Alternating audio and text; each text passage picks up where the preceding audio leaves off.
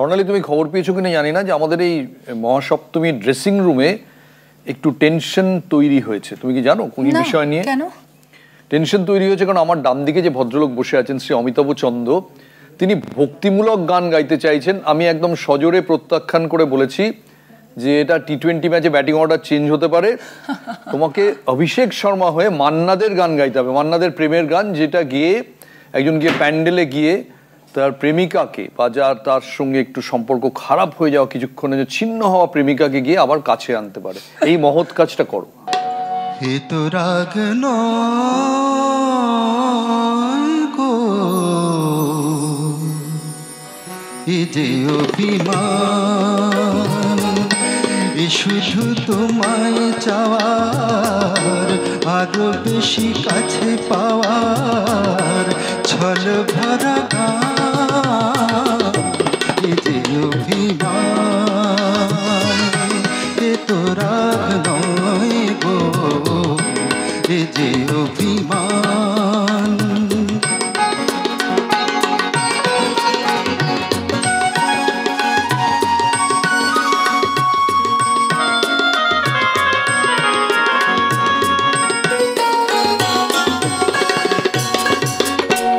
জানো নাকি আকাশ নিজেই সাধ করে যায় মেঘের কালো,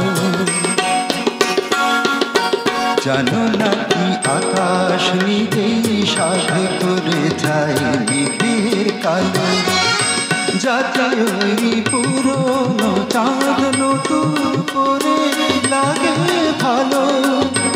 অভিমানী করে অনেক বেশি, আরো অনেক বেশি বাড়ায় মনে টান।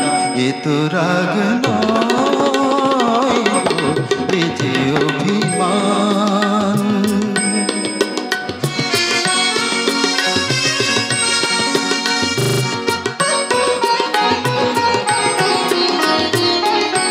মাঝে মাঝে মন্দ হলে মন্দ কি কাঁটা না বিধিয়ে হাতে তুললে গোলা আনন্দ কি।